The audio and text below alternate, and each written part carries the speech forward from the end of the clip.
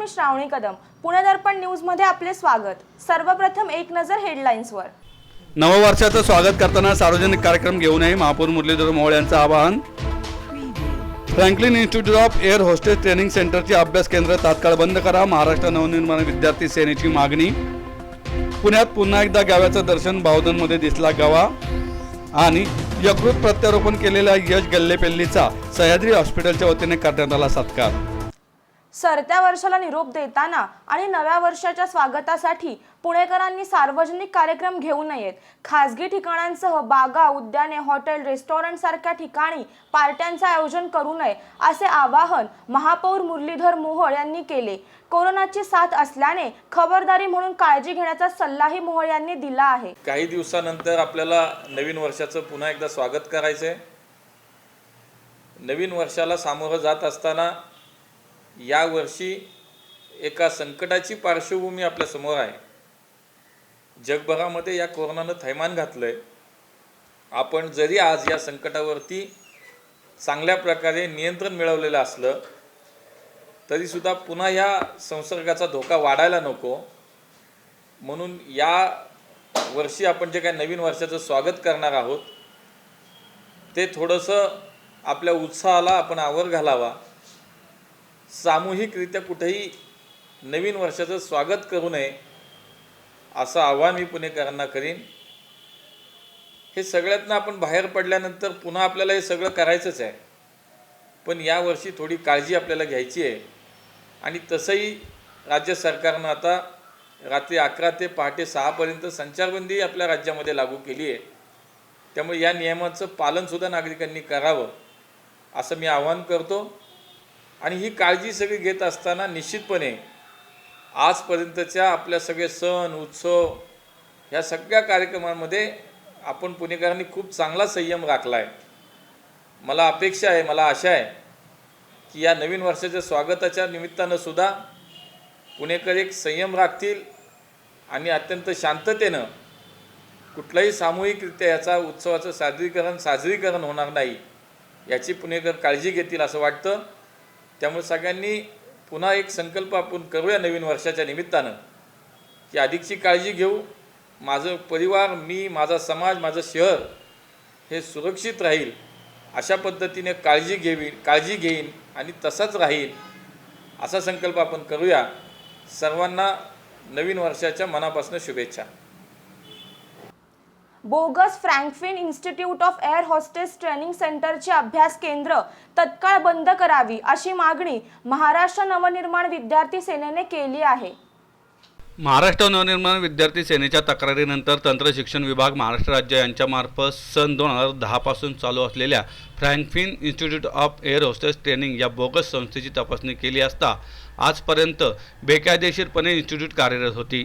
महाराष्ट्रातील लाखो विद्यार्थ्यांना बोगस डिप्लोमा सर्टिफिकेट देऊन फसवणूक केली आहे व लाखो रुपयांचे शुल्क आकारून विद्यार्थ्यांच्या भविष्याशी या इन्स्टिट्यूटने खेळ केला आहे असा आरोप महाराष्ट्र नवनिर्माण विद्यार्थी सेनेचे जिल्हा अध्यक्ष प्रशांत कनोजिया यांनी केला आहे.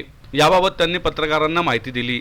या विद्यार्थ्यांना एअर होस्टेसचे स्वप्न दाखवून त्यांचे स्वप्न भंग केले आहे. तंत्र शिक्षण विभागाने त्यांच्या आदेशानुसार विविध शहरात सुरू असलेली अभ्यास केंद्रे ताबडतोब बंद करण्यात यावीत अशी मागणीही प्रशांत कनोजिया यांनी केली आहे. तसेच या निर्णयामध्ये अनुक्रमांक 4 नुसार सर्व अभ्यास केंद्रामध्ये प्रवेश घेतलेल्या विद्यार्थ्यांकडून प्रवेशाकरता व अन्य प्रयोजनाकरता घेतलेले शुल्क त्वरित विद्यार्थ्यांना परत देण्याचे आदेश पारित करण्यात आले आहेत. 15 दिवसांच्या आत शुल्क परत न केल्यास फौजदारी गुन्हा दाखल करण्याचे आदेश पुणे विभागीय सहसंचालक यांना दिले आहेत. या सर्व तक्रारींचा गेली अनेक वर्ष महाराष्ट्र नवनिर्माण विद्यार्थी सेना मुंबई मंत्रालयापर्यंत पाठपुरावा करून शासनाच्या निदर्शनास हे आणून देऊन या बोगस संस्थेचा पर्दाफाश केला आहे. ज्या विद्यार्थी व पालकांची फसवणूक झाली आहे त्यांनी फ्रँकलिन इन्स्टिट्यूटकडे शुल्क परत घेण्यासाठी सर्व कागदपत्रांसह अर्ज करावा असे आवाहन त्यांनी केले आहे. त्या कागदपत्रांची एक प्रत महाराष्ट्र नवनिर्माण सेनेच्या मध्यवर्ती कार्यालयात आणून द्यावी असं आवाहनही त्यांनी केले आहे. याशिवाय 99 70 23 99 99 या क्रमांकावर संपर्क साधण्याचे आवाहन प्रशांत कनोजिया यांनी केले. Franklin air hostess training academy जी पुणे शहरात व महाराष्ट्रात आत्ता 16 ठिकाणी आहे. या एअर होस्टेस ट्रेनिंग अकॅडमीने हजारो विद्यार्थ्यांची फसवणूक केलेली आहे. शासनाचा आम्ही शासनाकडे तक्रार केली होती, डायरेक्टर ऑफ टेक्निकल एज्युकेशनकडं. त्यांनी तो अहवाल पारित केला. अहवाल पारित केल्यानंतर त्यांच्यावरती सुनवाई झाली. सुनवाईमध्ये वाघ सर जे संचालक आहेत आपले तंत्र शिक्षणचे, त्यांनी आदेश पारित केला. त्यांनी नंतर अपीलमध्ये गेले. अपीलमध्ये उपसचिवांनी तोच आदेश पारित केला. तो आदेश असा आहे की फ्रँकफिन एअर हॉस्टेसमध्ये ज्या विद्यार्थ्यांनी सर्टिफिकेट घेतलेले आहेत त्या विद्यार्थ्यांची 15 दिवसात त्यांनी शुल्क परत देणे, सर्व शुल्क, आणि तत्काळ सर्व महाराष्ट्रातील सर्व फ्रँकफिन एअर हॉस्टेस अकॅडमीची इन्स्टिट्यूट तात्काळ बंद करणे आणि 15 दिवसाची त्यांच्या मुदत केली. आणि जर 15 दिवसाच्या आत त्यांनी केलेल्या फसवणुकीच्या विद्यार्थ्यांना जर त्यांनी शुल्क परत दिले नाही तर महाराष्ट्र विद्यार्थी सेना ही रस्त्यावर उतरेल. लोकशाही मार्गाने, ठोकशाही मार्गाने, सगळे मार्ग आम्ही अवलंबू. विद्यार्थ्यांना न्याय देण्यासाठी आम्ही भांडू. पुण्यात पुन्हा एकदा गव्याचं दर्शन झालं आहे. पुणे बंगळूर राष्ट्रीय महामार्गावर बावधन येथे हा गवा आढळून आला आहे. डोंगर आणि जंगल भाग जवळच असून तेथून हा गवा आल्याची शक्यता व्यक्त केली जात आहे. पुण्यात कोथरूड भागात 13 दिवसांपूर्वी गवा आढळून आला होता. काही दिवस होत नाही तोवर आज पुन्हा बावधन भागात गवा आढळून आला असून त्याच्यावर नियंत्रण मिळवण्याचे काम सुरू आहे. त्याबाबत वन अधिकारी राहुल पाटील म्हणाले की पश्चिम घाटाच्या डोंगर रांगांचा भाग असल्याने या ठिकाणी गाव्यांचे वास्तव्य असून आमच्याकडून रानगाव्याला बेशुद्ध न करता पुन्हा जंगलाच्या नैसर्गिक अधिवासात पाठवण्यात येणार असल्याचे त्यांनी सांगितले. पुण्यातील कोथरूड भागातील 13 दिवसापूर्वी गाव आढळून आला होता. त्यावेळी त्यांच्यावर नियंत्रण मिळवण्यासाठी जवळपास 3 तासाहून अधिक काळ गेला होता.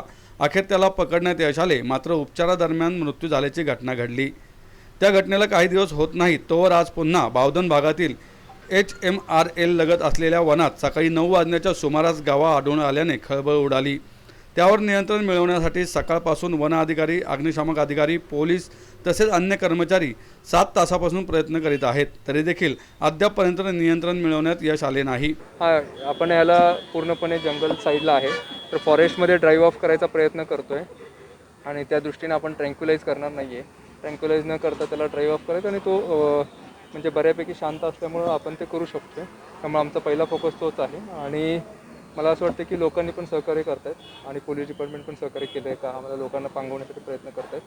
तर यावेळीची सिच्युएशन फार कंट्रोलमध्ये आहे आणि तुम्ही जे मीडिया लोक आहात ते सुद्धा आम्हाला कोऑपरेट करत आहेत.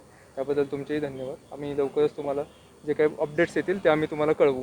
बेसिकली या भागामध्ये म्हणण्यापेक्षा हा कॉरिडॉर आहे तो तुम्हाला मी मागच्याच वेळी सांगितलेलं. हा वेस्टर्न घाटच्या कॉरिडॉरमध्ये गवे असतात त्यामुळं यामध्ये गवे असण्याची शक्यता आहे. फक्त लोकांनी जसे इथल्या लोकल लोकांचं असं मत आहे की नेहमी बघतात गवे, तर पॅनिक न होता ते जसे गवे बघतात ते येतात जातात. त्या पद्धतीनं हे गवेसुद्धा जातील. यावेळी आपण बऱ्यापैकी कंट्रोलमध्ये सिच्युएशन आहे. पॅनिक न होता हाही गवा जाऊन त्याच्या आदिवासात, नॅचरल आदिवासात जाईल.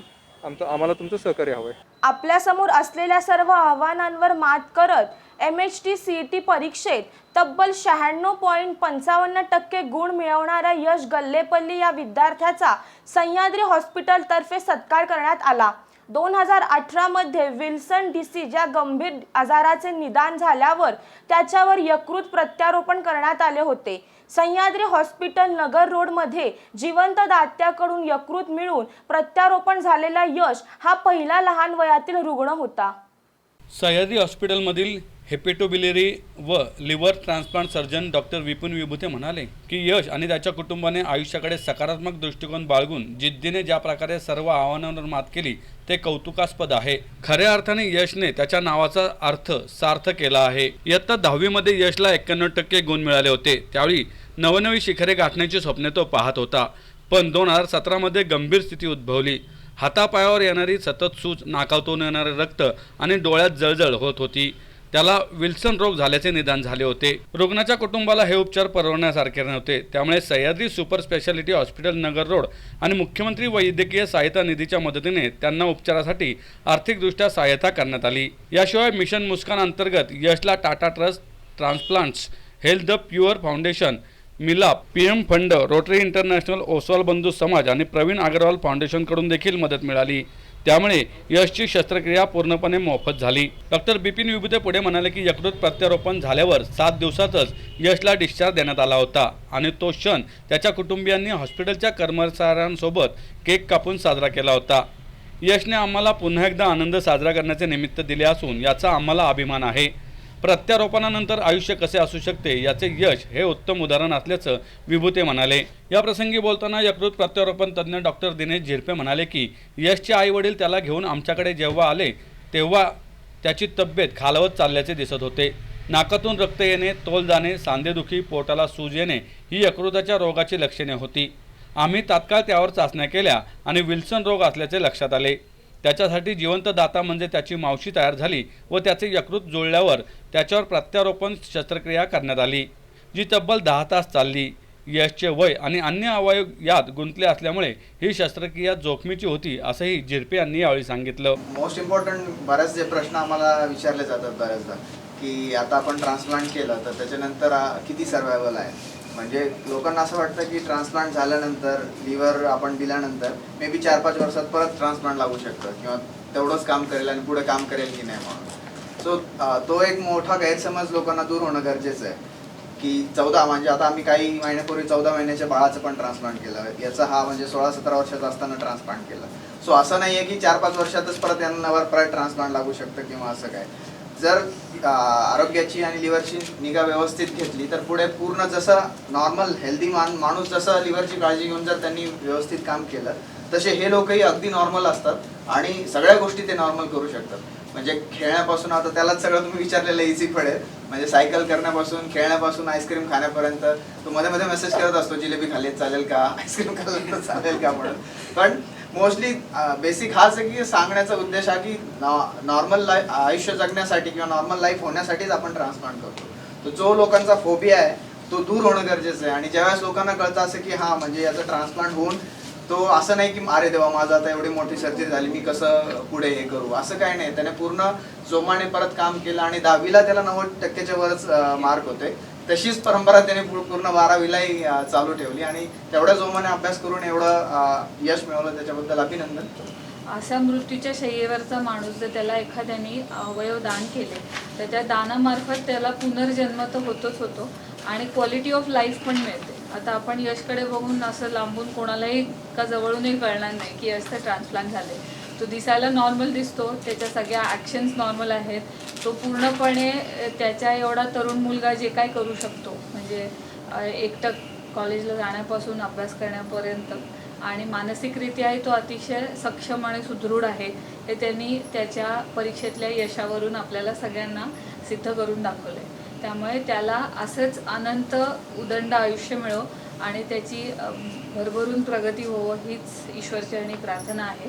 आणि समाजापुढे हे येणं खूप गरजेचं आहे की जी लहान मुलं लिव्हरच्या आजाराने ग्रस्त झालेली असतात त्यांचे आईवडील गांजून जातात कारण त्यांना तेवढे पैसे नसतात तेव्हा त्यांच्याकडे किंवा तेही त्यांच्या करिअरमध्ये इतके पुढे गेलेले नसतात की ज्यामुळे त्यांना त्यांच्या आजारी बालकाला पैसे देऊन ट्रीटमेंट घेता येईल. ही ट्रीटमेंट महाग आहे परंतु आता इकडे अनुन्य आहेतच किंवा अशा अनेक फाउंडेशनचे लोक आहेत की जे लहान मुलांना विशेष करून लिव्हर ट्रान्सप्लांटसाठी भरभरून मदत करतात. आता आमच्याकडे उद्याही एक ट्रान्सप्लांट होणार आहे की ज्याचं संपूर्ण फंडिंग अशाच संस्थांनी देणगी देऊन झालेलं आहे. त्यांच्याकडे वास्तविक काहीच क्षमता नव्हती पैशांची.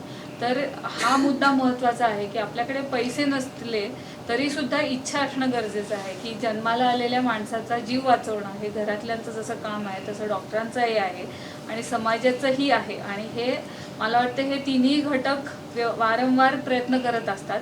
याची सर्वांपर्यंत पूर्ण माहिती मिळावी हे तुमच्या हातात आहे आणि तुम्ही ती जर पोचवलीत तर फार बरं होईल. कारण वेळा बरेच लेक्चर देतो की लाईफ आफ्टर लिव्हर ट्रान्सप्लांट आणि असे एक्झाम्पल आम्ही पेशंटलाही देतो. प्रत्येक पेशंटला आय थिंक यश नंबर देतो की how he live the life. तर त्याच्या नावातच यश आहे त्यामुळे त्याला यश तर मिळणारच आहे, त्याच्यात काही डाऊट नाही. पण मी छोटीशी स्टोरी सांगतो आणि आम्ही कसे प्रयत्न केले यशसाठी. मला अजून आठवतं पहिल्यांदा यशच्या वडिलांनी आई भेटली होती मला छोट्याशा रूममध्ये. ओपीडी मला सह्याद्रीने छोटीशी दिली होती अनफॉर्च्युनेटली म्हणून. सो ते दोघं बिडी कारखान्यात काम करतात टू बी व्हेरी ऑनेस्ट. आणि त्यांच्याकडे बिलकुल त्याची आई स्वतः म्हणे की आमच्याकडे काही नाही पण मला एकच मुलगा आहे आणि मला याला वाचवायचं. नंतर आम्ही आमच्यात डिस्कशन केलं आणि केल्यानंतर असे प्रॉब्लेम आम्हाला फेस करावे लागले की 12 वर्षाच्या खाल असेल तरच फंड मिळतात. हा पहिला प्रॉब्लेम होता. दुसरा प्रॉब्लेम होता की यशची हाईट आणि त्याचं सगळं मस्क्युलर स्ट्रक्चर बघता असं होतं की त्याची मम्मी पप्पा बघितलं तर खूप असे छोटे आहेत, त्याला कुठला तर खूप मोठा आजार आहे असं सगळे सांगायचे आम्हाला की यशला नुसता लिव्हरचा नाही, लिव्हर बरोबर अजून काहीतरी बरेचसे आजार असतील. आणि आता तो थोडासा चांगला झालाय, पण त्याचं बोन वगैरे थोडेसे असे प्रॉमिनंट होते कारण त्यावेळेस वजन वगैरे खूप कमी झालं होतं. सो तेही आमच्या पुढे चॅलेंज होतं की आम्ही नक्की बरोबर करतोय की अजून काय आम्ही मिस करतोय. सो बऱ्याच जणांचं आम्ही ओपिनियन पण घेतलं आणि त्याच्यानंतर सचिनशी आम्ही बोलल्यानंतर आपण हे आय थिंक मिशन प्रेरणाच्या वेळेस आम्ही लॉन्चच्या वेळेस जेवढे काय डोनर्स किंवा संस्था आल्या त्यांच्या सगळ्यांशी बोलले की हे एक स्पेशल केस म्हणून तुम्ही कन्सिडर करा आणि त्यांनाही बोलवलं होतं आम्हाला वाटतं मिशन प्रेरणाच्या वेळेस आणि सगळे शेट्टे साहेबांची वगैरे सगळ्यांची भेट घालून दिली आणि सगळ्यांना म्हणजे मला असं वाटतं की जेन्युन असेल तर सगळेच मदत करायला तयार असतात. आता वेळ झाली आहे छोट्याशा विश्रांतीची. पाहत रहा पुणे दर्पण न्यूज.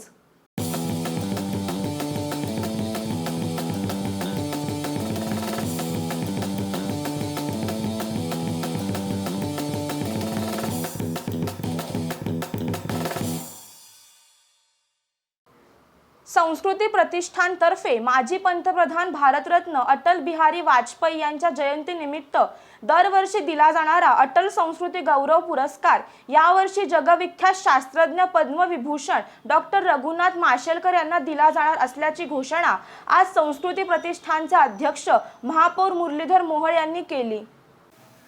अटलजी गेल्यानंतर अटलजींच्या स्मृती जागृत ठेवण्याच्या उद्देशानं आणि विशेषतः या पुणे शहराशी अटलजींचा एक वेगळा संबंध होता, वेगळं नातं होतं. या सगळ्या पार्श्वभूमीवरती संस्कृती प्रतिष्ठानच्या माध्यमातून सातत्याने गेले सलग 3 वर्ष अटलजींच्या नावानं अटल संस्कृती गौरव पुरस्कार हा आम्ही सुरू केला. पहिल्या वर्षी विद्यावाचस्पती डॉक्टर शंकर अभ्यंकर यांना या पुरस्कारानं सन्मानित करण्यात आलं. दुसऱ्या वर्षी शिक्षणाच्या क्षेत्रामध्ये अत्यंत चांगलं काम असलेले डॉक्टर शाहबू मुजुमदार सर यांना हा पुरस्कार देण्यात आला. यावर्षी हा पुरस्कार ज्येष्ठ शास्त्रज्ञ डॉक्टर रघुनाथजी माशेलकर यांना आज आम्ही जाहीर केला. या राज्याचे माजी मुख्यमंत्री आणि सध्याचे विरोधी पक्षनेते देवेंद्रजी फडणवीस यांच्या शुभ हस्ते दिनांक 25 डिसेंबरला हा पुरस्कार प्रदान सोहळा होतोय.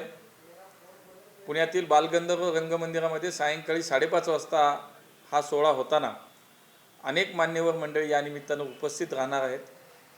भारतीय जनता पक्षाचे प्रदेशाचे अध्यक्ष चंद्रकांतदादा पाटील, या शहराचे खासदार गिरीशजी बापट आणि असे अनेक मान्यवर या कार्यक्रमाला उपस्थित आहेत. सन्मानचिन्ह, मानपत्र आणि 1 लाख रुपये असं या पुरस्काराचं स्वरूप आहे. शिवाय अटलजींच्या कवितांवरती आधारित ज्यांनी संगीतबद्ध त्या कविता करून एक कार्यक्रम केला आहे, अशा पद्मश्री पुरस्कार प्राप्त गायिका पद्मजा फेनानी यांचासुद्धा कार्यक्रम या निमित्तानं होणार आहे. त्यामुळे एकूणच अटलजींच्या संदर्भातल्या त्यांच्या आठवणी ह्या जागृत करणं असेल, अटलजींचं स्मरण करणं असेल. आणि अटलजी केवळ एक राजकारणी नव्हते, तर त्यांच्या व्यक्तिमत्वाचं एक वैशिष्ट्य आहे की ते एक कवी होते, ते एक साहित्यिक होते. आणि म्हणूनच या अनुषंगानेच अशा प्रकारच्या कार्यक्रमातून अटलजींना श्रद्धांजली अर्पित करणे हा त्याच्या मागचा आमचा खरा उद्देश आहे, आमची भावना आहे. आणि म्हणूनच मी पुणेकरांना आपल्या माध्यमातून आवाहन करतो की मोठ्या संख्येनं आपण या कार्यक्रमामध्ये सहभागी व्हावं, या कार्यक्रमाचा आनंद घ्यावा. शासनानं जे घालून दिलेले नियम आहेत, बालगंधर्व रंगमंदिर असो अथवा कुठलंही नाट्यगृह असेल, त्याच्यामध्ये 50% आसन क्षमताच आज त्याला मान्यता आहे. तो नियम पाळूनच हा कार्यक्रम होणार आहे. त्या ठिकाणी कोरोनाच्या सगळ्या पार्श्वभूमीवरती मास्क असेल, सॅनिटायझर असेल, अशा ह्या सगळ्या वस्तूंचं वाटपसुद्धा होईल, त्याचा वापरसुद्धा करण्यात येईल. आणि म्हणूनच अटलजींच्या स्मृती जागृत ठेवण्याच्या संदर्भात या जो काही कार्यक्रम आपण सुरू केला तो खंडित न करता या संकटाच्या काळामध्ये सुद्धा त्याची काळजी घेऊन हा कार्यक्रम आपण करतोय. मी पुणेकरांना आवाहन करीन की आपण या कार्यक्रमासाठी आवर्जून या आणि याचा आनंद घ्या. कार्तिकी यात्रा संत ज्ञानेश्वर महाराज संजीवन समाधी सोहळ्याची सांगता परंपरेनुसार समाधीचे प्राक्षाळ पूजन होत असते. मार्गशीर्ष शुद्ध सप्तमीला प्राक्षाळ पूजा होत असते. यंदा सोमवारी सकाळी प्राक्षाळ पूजा पार पडली. दुपारी 11 ते 12:30 वाजेदरम्यान देवस्थानचे प्रमुख विश्वस्त डॉक्टर अभय टिळक यांच्या हस्ते समाधीवर पवमान महापूजा झाली. मर्यादित भाविकांच्या व ग्रामस्थांच्या हस्ते समाधीवर पाणी घालत प्रक्षाळ पूजा करण्यात आली. यंदा देखील कोरोनाच्या सावटाखाली समाधी सोहळा पार पडला. सप्तमीला प्रक्षाळ पूजेने सोहळ्याची सांगता होत असते अशी धारणा आहे. त्यामुळे प्रक्षाळ पूजेसाठी भाविकांनी अंतर राखत हजेरी लावली होती. कोरोनाच्या संसर्गामुळे तब्बल 10 महिन्यांपासून माऊलींचे मंदिर बंद होते. त्यामुळे माऊलींचा भक्त हा माऊलींच्या समाधीला स्पर्श करण्यासाठी अगदी आसुसलेला होता. मात्र प्रक्षाळ पूजेच्या निमित्ताने आळंदीकरांसह भाविक भक्तांना देखील माऊलींच्या समाधीला स्पर्श करून गरम पाण्याने स्नान घालण्याचे भाग्य मिळाले. सोमवारी सकाळी 7 ते 10 वाजेपर्यंत माऊली मंदिरात आळंदीकरांसह भाविकांनी गर्दी केली होती. 11 ते 12:30 माऊलींची पवमान पूजा आरती नैवेद्य अर्पण करण्यात आला. प्रथा परंपरेप्रमाणे आज सप्तमी दिनी माऊलींची प्रक्षाळ पूजा घालण्यात आली. त्यासाठी माऊलींच्या संजीवन समाधीवर गरम पाणी, लिंबू, सुगंधी अत्तर तसेच पिठी साखर, दूध आदींचा वापर करून स्नान घालण्यात आले. साहित्यिक कलावंत प्रतिष्ठानतर्फे आयोजित 20व्या साहित्यिक कलावंत संमेलनाचा उद्घाटन सोहळा शुक्रवार दिनांक 25 डिसेंबर रोजी होणार असून या 2 दिवसीय संमेलनाच्या माध्यमातून साहित्य रसिकांना विविध विषयांवरील परिसंवाद, कथाकथन, कवी संमेलन अशा भरगच्च साहित्यिक कार्यक्रमांची पर्वणी मिळणार आहे. कोरोनाच्या पार्श्वभूमीवर या संमेलनातील केवळ 2 कार्यक्रम कोथरूड येथील यशवंतराव चव्हाण नाट्यगृहात होणार आहेत. इतर सर्व कार्यक्रम ऑनलाईन स्वरूपात पाहता येतील असे प्रतिष्ठानचे अध्यक्ष दिलीप बराटे यांनी पत्रकार परिषदेत सांगितले. शुक्रवारी संमेलनाचे उद्घाटन सकाळी 10:30 वाजता राज्य मराठी भाषा समितीचे अध्यक्ष चेतन तुपे यांच्या हस्ते होणार आहे. याच दिवशी साहित्य, कला आणि जातीचे राजकारण परिसंवादात राजन खान आणि डॉक्टर गणेश मोहिते हे सहभागी होतील, तर प्राध्यापक आप्पासाहेब खोत आणि डॉक्टर प्रतिभा जाधव यांचे कथाकथन होईल. संमेलनाध्यक्षांशी गप्पा या कार्यक्रमात 93व्या अखिल भारतीय मराठी साहित्य संमेलनाचे अध्यक्ष फादर फ्रान्सिस देब्रिटो यांच्याशी डॉक्टर वर्षा तोडमल संवाद साधणार आहेत. संमेलनात दुसऱ्या दिवशी म्हणजे शनिवारी आयोजित परिसंवादात उल्हास पवार आणि माधव भंडारी सहभाग घेतील. भारुडकार चंदा तिवाडी आणि त्यांचे सहकारी भारुडातून प्रबोधन हा कार्यक्रम सादर करतील. त्यानंतर सायंकाळी 4 वाजता अभिनेते मोहन जोशी आणि कवयित्री डॉक्टर अरुणा ढेरे यांना वाग्यज्ञ साहित्य कला व गौरव पुरस्कार प्रदान करण्यात येतील. संमेलनाचा समारोप सायंकाळी 6 वाजता मान्यवरांच्या कवी संमेलनाने होणार असल्याचं बराटे यांनी सांगितलंय. प्रत्येक पॅथीची खास वैशिष्ट्ये असतात, तसेच त्यांच्या मर्यादाही असते. ती मर्यादा लक्षात घेऊन कोणत्याही पॅथीला विरोध न करता एकात्मिक वैद्यकीय प्रणाली असलेली संकल्प पॅथी उपयुक्त आहे, असे मत संकल्प मानव संसाधन विकास संस्थेचे संचालक डॉक्टर PM कदम यांनी व्यक्त केलंय. वैद्यकीय क्षेत्रातील पॅथीबाबतचा वाद याविषयीच्या आयोजिलेल्या पत्रकार परिषदेत डॉक्टर कदम बोलत होते. यावेळी संकल्प संस्थेच्या संचालिका doctor Apurva Ahirrao, doctor Manisha Kadam, Sharvari Dombe, doctor प्रचिती पुंडे, माजी प्राचार्य सुभाष पत्के आदी उपस्थित होते. डॉक्टर कदम म्हणाले, संकल्प पॅथी ही एक विचार प्रणाली आहे, जेथे ॲलोपॅथी, आयुर्वेद, होमिओपॅथी, निसर्गोपचार आणि मानवी मानसशास्त्र यांचे एकत्रीकरण केले जाते.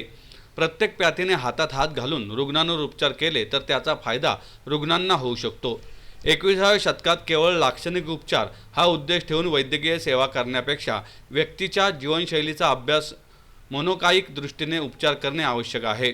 आजारांचा अभ्यास करताना शारीरिक, मानसिक, भावनिक आणि सामाजिक स्थितीचा सुद्धा विचार करणे आवश्यक आहे. म्हणूनच एकात्मिक वैद्यकीय प्रणालीचा स्वीकार करून ज्या त्या विषयातील तज्ज्ञाने त्यांच्या दृष्टिकोनातून निदान आणि योग्य उपचार सुचवावेत. मात्र हे करत असताना आपल्या पॅथीच्या मर्यादा आणि निश्चितता याची त्याला जाणीव असावी, असे मत डॉक्टर कदम यांनी व्यक्त केलंय. किंवा आज हा विषय का मांडावासा वाटला याचं उत्तर गेल्या काही दिवसात, विशेषतः गेल्या 15 दिवसात वर्तमानपत्रातून येणाऱ्या बातम्या, मीडियामध्ये वेगवेगळ्या येणाऱ्या बातम्या हेच आहे. आणि ह्या बातम्या काय आहेत तर वेगवेगळ्या पॅथींचा एकमेकाशी सुरू असलेला एक वादविवाद. आणि या जगातली सर्वात चांगली पॅथी कोणती, ज्याला आज आपण ॲलोपॅथी म्हणतो, त्या ॲलोपॅथी मी त्याला ॲलोपॅथीपेक्षा मॉडर्न मेडिसिन असं म्हणतो, तर मॉडर्न मेडिसिन हे आहे का, आयुर्वेद आहे का, होमिओपॅथी आहे का, हा सगळा वाद आहे. जसं माझ्या माहितीमध्ये हे सांगण्यात आलं की मी स्वतः एक MBBS आहे, म्हणजे ॲलोपॅथ आहे, मॉडर्न मेडिसिनचा प्रॅक्टिस करणारा प्रॅक्टिशनर आहे. पण या जनरल प्रॅक्टिस बरोबर तसंच माझ्या विविध मित्रांच्या बरोबर मी गायनेकॉलॉजी आणि सर्जरीमध्ये खूप काम केलेलं आहे.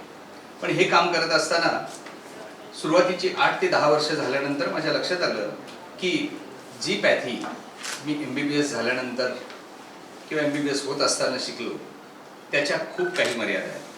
आणि या मर्यादा लक्षात आल्यानंतर 1996 पासून मी एक विचार सुरू केला की आपल्याला ज्या दुसऱ्या पॅथीमधून काहीतरी घ्यावं लागतं त्यांना एकत्र आणलं तर काय होईल, आणि अशी संकल्पाची सुरुवात 1997 साली झाली. 1997 साली जो मी विचार ठेवला होता तो आजही तसाच आहे, त्याच्यामध्ये काडीचाही फरक झालेला नाही. उलट आज 2020ला या वर्षी त्याची गरज ही प्रकर्षानं जाणवायला लागली. आणि म्हणून मला आता असं जाणवलं की गेल्या काही दिवसात हा जो काही वाद सुरू आहे त्याच्या निमित्तानं ही जी काही संकल्प व्याधी ज्याच्यावर गेली 5 वर्ष मी काम करतोय, 23 वर्ष मी एका इंटिग्रेटेड मॉडेलवर काम करतोय, हा इंटिग्रेटेड मॉडेल आणि ही विचारसरणी पुढे आली पाहिजे. पुन्हा एक नजर हेडलाईन्सवर. नववर्षाचं स्वागत करताना सार्वजनिक कार्यक्रम घेऊ नये, महापौर मुरलीधर मोहोळ यांचं आवाहन. Franklin institute of air hostess training सेंटरचे अभ्यास केंद्र तात्काळ बंद करा, महाराष्ट्र नवनिर्माण विद्यार्थी सेनेची मागणी. पुण्यात पुन्हा एकदा गव्याचं दर्शन, बावधनमध्ये दिसला गवा. आणि यकृत प्रत्यारोपण केलेल्या यश गल्लेपेल्लीचा सह्याद्री हॉस्पिटलच्या वतीने करण्यात आला सत्कार. याचबरोबर आजचं बातमीपत्र इथेच संपलं. पाहत रहा पुणे दर्पण न्यूज.